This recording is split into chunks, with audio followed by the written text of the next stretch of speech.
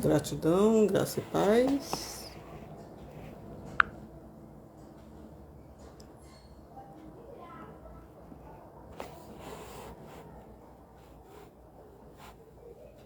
Gratidão.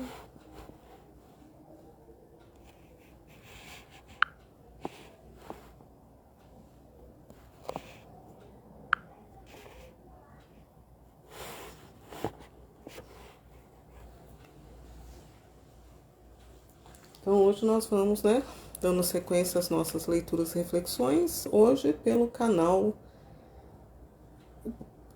Conselhos Admiráveis e também pelo canal Em Nome de Jesus. E estamos aqui hoje lendo o livro do Eclesiástico, capítulo 40. O que fala o capítulo 40? Fala sobre a sombra da morte sobre a criação. Então, se você quiser ver todas as postagens nossas, tanto aqui no canal, em páginas, entre, se quiser ter sempre as informações, se inscreva no canal que você terá todas as informações de postagens novas, de vídeos, de shorts. Uma grande inquietação foi imposta a todos os homens e um pecado acabrunha os filhos de Adão. Pesado jugo. Desde o dia em que saem do seio materno, até o dia em que são sepultados no seio da mãe comum. Seus pensamentos, os temores de seu coração, a apreensão do que esperam e o dia em que tudo acaba. Desde o dia que se senta num trono magnífico, até o que se deita sobre a terra e a cinza, desde o que se veste púrpura e ostenta coroa, até aquele que só se cobre de pano. Furor, ciúme, inquietação, agitação, temor da morte, cólera persistente e querelas, e na hora de repousar no leito, o sono da noite perturba-lhe as ideias. Ele repousa um pouco, tão pouco, que é como se não repousasse, e no mesmo sono, como uma sentinela durante o dia. Perturbado pelas visões do seu espírito, como um homem que foge do combate. No momento em que se julga em lugar seguro, ele se levanta e admira-se de seu vão temor. Assim acontece a toda criatura, desde os homens até os animais, mas para os pecadores é 7 vezes mais. Além do mais, a morte, o sangue, as quirelas, a espada, as opressões, a fome, a ruína e os flagelos, foram todos criados para os maus. E foi por causa deles que veio o dilúvio. Tudo o que vem da terra voltará à terra, como todas as águas regressam ao mar. A sorte do ímpio. Todo presente e todo bem mal adquirido perecerão. A boa-fé, porém, subsistirá eternamente. As riquezas dos injustos secarão como uma torrente. Elas assemelham-se a uma trovoada que estala na chuva. O homem se regozija quando abre a mão, mas no fim os prevaricadores serão aniquilados. A posteridade dos ímpios não multiplicará os ramos. As raízes impuras agitam-se no alto de um rochedo. A vegetação que cresce à beira das águas, ao longo de um rio, será arrancada antes de todas as ervas dos campos. A beneficência é como um paraíso abençoado, e a misericórdia permanecerá eternamente. De bem a melhor. Doce é a vida do operário que se basta a si próprio. Vivendo assim, encontrarás um tesouro. Os filhos e a fundação de uma cidade dão firmeza ao nome, mas é mais estimada que um e outro uma mulher sem mácula. O vinho e a música alegram o coração. Sobre um e outro, porém, prevalece o amor da sabedoria. A flauta e a harpa emitem um som harmonioso. A língua suave, porém, supera uma e outra. A graça e a beleza são atraentes para o olhar. Mais do que uma e outra é a vegetação dos campos. Um amigo ajuda a seu amigo no momento oportuno. Mais do que um e outro, uma mulher ajuda o seu marido. Os irmãos são um socorro no tempo da tribulação. Mais do que eles, porém, a misericórdia liberta. O ouro e a prata são bases sólidas. Um bom conselho, porém, supera um e outro. As riquezas e as energias elevam o coração. O temor ao Senhor, porém, sobrepuja umas e outras. Nada falta àquele que tem o temor ao Senhor, e com ele não há necessidade de outro auxílio. O temor ao Senhor é-lhe como um paraíso abençoado. Ele está revestido de uma glória que supera toda a glória. Autonomia do sábio. Meu filho, não leves nunca uma vida de mendigo, por mais valer morrer que mendigar. Quando o homem olha para a mesa de outro, sua vida não é realmente vida, na obsessão do alimento, que se nutre dos víveres de outrem. Mas o homem moderado e educado se acautela contra isso. Na boca do insensato, a coisa mendigada é doce, mas nas suas entranhas arderá um fogo.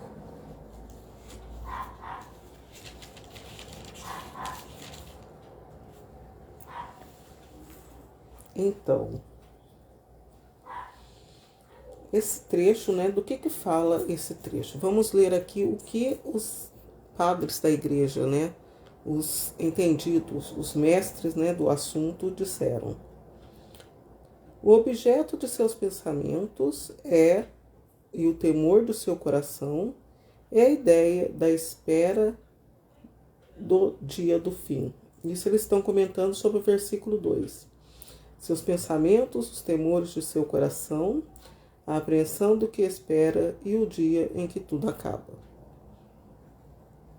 E outro asterisco aqui que eles deixam no versículo 7.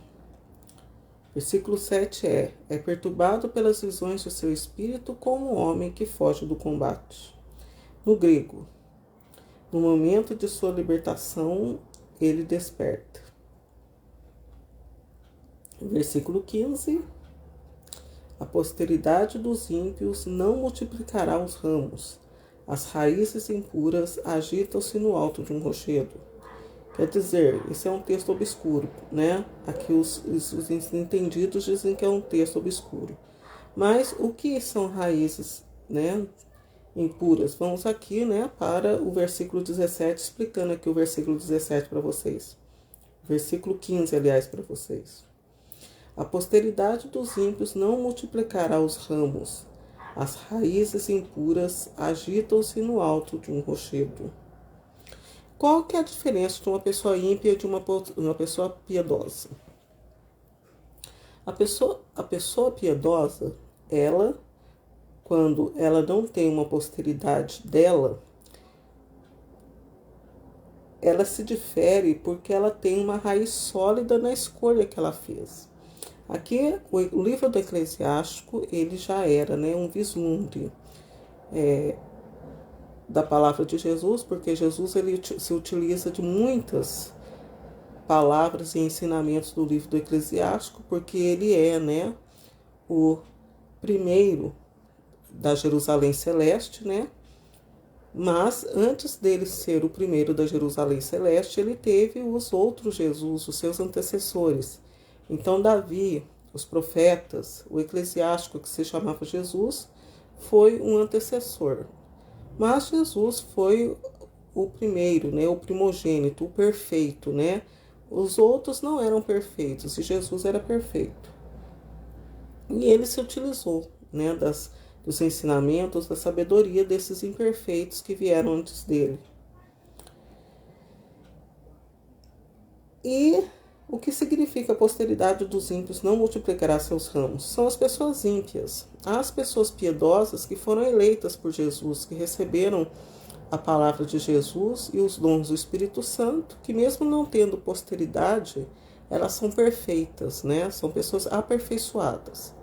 Esta posteridade dos ímpios que se diz aqui são aquelas pessoas que não tinham conhecimento da vontade de Deus, da lei de Deus, não amavam a lei de Deus e eles não tinham seus ramos, né? Não tinham tantos os ramos da sua posteridade física como dos seus ensinamentos, né? As pessoas morriam ali, eles não tinham nada de bem neles, apesar do povo de Israel, né? Eles terem várias terras, né?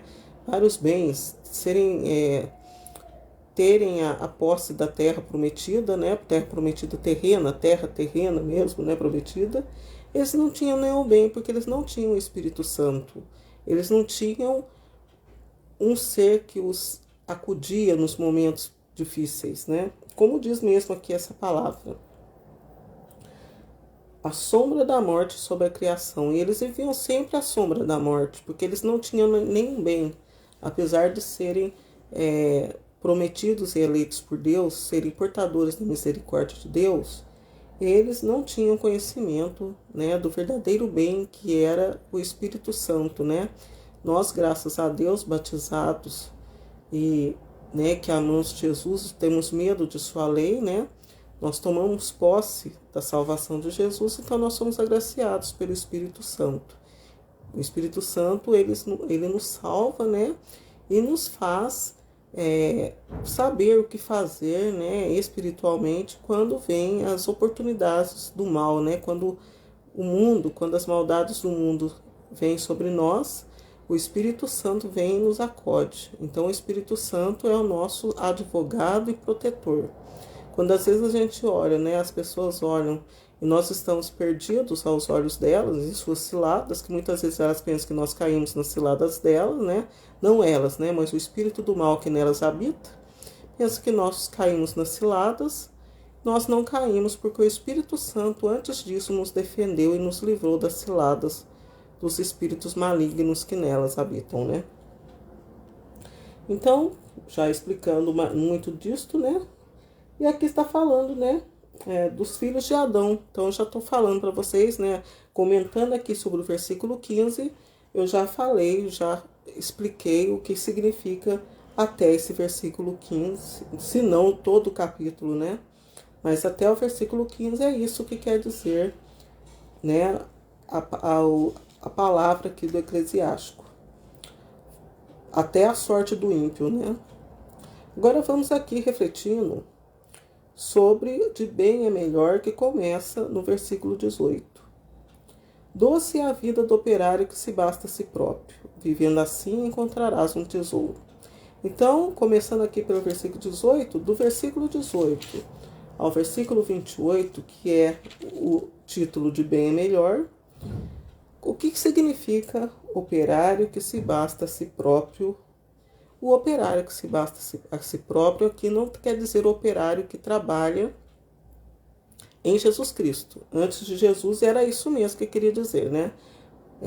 Não, também poderia se entender isso, mas o eclesiástico ele era bem mais profundo do que isso, né? Mas como a gente diz que antes, né, no livro do Eclesiástico não havia o Espírito Santo, ainda se pode ter o entendimento que se fala de operário mesmo. Mas à luz de Jesus, isso significa a pessoa que trabalha em Jesus para Deus e pede o Espírito Santo como o seu protetor. Então, essa pessoa se bastará a si própria. É como eu já havia falado ali anteriormente, né, sobre o Espírito Santo. Então, essa pessoa, ela se basta a si própria, né? Ela não precisa que outro venha futuramente para completar aquilo que ela fez. Quando a pessoa evoca o Espírito Santo e pede a proteção do Espírito Santo, ela se basta a si mesma. Como Davi. Davi, ele precisou de Jesus para completar a obra que ele havia começado, ou se não, às vezes nem começado, né? Então, quando a pessoa, o operário que se basta a si mesmo, ele tem a proteção do Espírito Santo, o Espírito Santo termina ali, né, a sua missão, né? Ele não terá necessidade mais de que alguém venha aperfeiçoar aquilo que ele começou, né? Então, isso é o significado deste trecho. E até o versículo 28.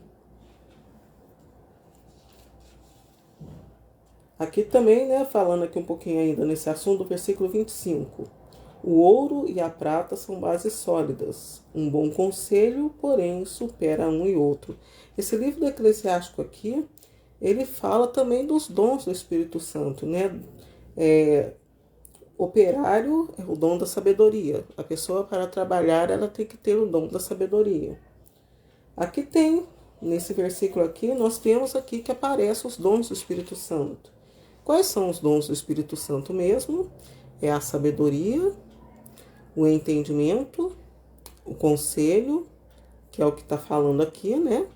A fortaleza, a ciência, a piedade e o temor a Deus, que está falando aqui, né, do versículo 27, né, do 27 a 28, que é o principal, né, o temor a Deus, pedindo ao Espírito Santo, né, ao menos o temor a Deus, devemos pedir os 7 dons, porque um completa o outro e um torna excepcionalmente perfeito, né, na plenitude os dons do Espírito Santo, mas o temor a Deus, ele é aquele que vem nos socorrer na falta, né, de evocar totalmente. Porque o que é o temor a Deus? O temor a Deus é aquele termômetro que vem nos avisar, olha, você vai pecar. Ou então, você está pecando, né? Mas o Espírito Santo, quando é evocado, ele já avisa, você vai pecar. E ele, por isso que o temor de Deus, ele é bom, mas você tem que pedir o dom do conselho, o dom da ciência, o dom do entendimento, né? Todos os dons, para você saber como você vai fugir, né? Quando o temor a Deus aquecer, né? Que é um termômetro. Então, o temor a Deus é aquele termômetro que diz, tá na hora de você fugir, você deve fugir, você tem que ver como que você vai fazer para fugir da situação de pecado que você vai viver ou está vivendo. Então é isso que é importante, os dons do Espírito Santo. Aqui o livro do Eclesiástico, a princípio, ele não tem assim o Espírito Santo ainda, né? Fazia pouco tempo aqui que o Espírito Santo pairava sobre as águas. Porém, como toda pessoa que tem uma sensibilidade, na sensibilidade percebemos que desde o começo dos livros inspirados por Deus, sempre se fala do Espírito Santo, né? O Espírito Santo sempre está presente, né? Sempre está presente que ele virá, que ele veio, sempre se encontra a menção do Espírito Santo no Antigo Testamento. Não explicitamente, né? Mas percebemos que o Espírito Santo estava ali querendo ser evocado, querendo agir já desde aquela época, porém, as pessoas que viviam naquele tempo, poucos, raros, eram os que percebiam que o Espírito Santo estava presente. Percebemos mais ainda se falar no Espírito Santo ali no profeta Simeão, né? Que quando Jesus nasceu, né, o profeta Simeão recebeu um aviso do Espírito Santo de que aquele era o Salvador, né? Nós vemos isso no capítulo de Lucas capítulo 1, né, que é a apresentação de Jesus no templo, né? Daí o profeta Simeão, a profetisa Ana, né, o profeta Simeão, ele esperava a libertação de Israel. Daí o Espírito Santo o avisou. Então, quer dizer, o Espírito Santo já atuava. E o profeta Simeão, ele tinha essa sensibilidade aguçada e ele já percebia que o Espírito Santo já atuava, né, nas coisas. Não muito tempo depois de Jesus nascer, né? O Espírito Santo, o profeta Simeão, obviamente, muito antes de Maria ser, né, receber a obra do Espírito Santo, né?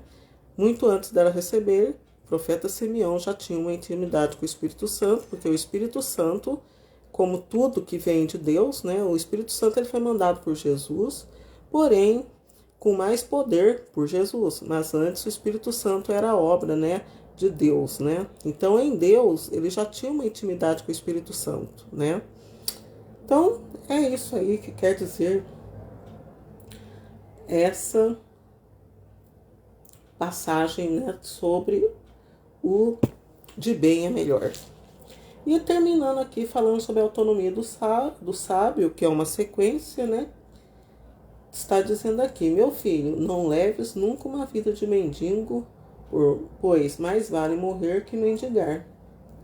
Então, aqui, né, essa é a conclusão aqui de pedir os dons de Deus, né? O dom do temor a Deus, né, somado com o dom da sabedoria, dom do entendimento, dom do conselho, dom da fortaleza, ciência, piedade, ele vai nos livrar de ser mendigos. Então, o Espírito Santo, ele se difere, a pessoa não é aquela riqueza de dinheiro. Muitas vezes a pessoa pode não ter dinheiro, mas tendo a luz, a proteção do Espírito Santo, essa é a riqueza que vai ser diferente daquelas pessoas que vivem. A pessoa, quando tem o dom do Espírito Santo, ela tem a sagacidade de saber até onde ela pode ir. Então essa é a diferença. A pessoa que tem o Espírito Santo a preserva da mendigagem. A pessoa que não tem o ensinamento de Jesus, ela passa muita vergonha, né? Ela passa muita vergonha, como está aqui falando mesmo, ó. Na boca do insensato, a coisa mendigada é doce, mas nas suas entranhas arderá um fogo. Nós sabemos que desde a criação do mundo, o mundo não tinha recurso para todas as pessoas que nele habitavam. E agora, mais ainda, que a criação de Deus está acabando e a destruição do homem está chegando, né, no nível, né? Porque à medida que a criação de Deus acaba, o homem, muito mais esperto do que Deus, já destruiu há muito tempo, né? Então, a criação de Deus está acabando e a destruição do homem está avançando e chegando, né, ao cume da destruição, né? Então, à medida que a criação acaba, a destruição do homem chega também no seu ápice, porque o homem, ele vai contra a obra de Deus, né? A obra do homem vai contra a obra de Deus. O que Deus acaba, o homem come. O homem começa, né, de ruína, né? Então, quer dizer, a ruína do homem chegou, né? Está no ápice a ruína, né? Então é isso, né? Então o Espírito Santo nos preserva na riqueza de Deus, né? Ele torna espiritualmente nós como pessoas que conservaram a natureza e a criação de Deus, esperando educadamente a obra de Deus terminar. E o insensato é aquele, né, que destruiu e não tem consciência que a obra de Deus está terminando, né? E ele pensa que ele não fez nada, sendo que já destruiu tudo aquilo que Deus está terminando. Então essa é a pessoa insensata, é a pessoa pobre. Porque quem conserva alguma coisa, a tem, né? Quem conserva, tem. Quem destrói, não tem e nunca teve, né? Então essa que é a diferença da pessoa que aceitou Jesus, seu Salvador, e tem o Espírito Santo como protetor. Espero ter ajudado. Até uma próxima vez, se Deus quiser.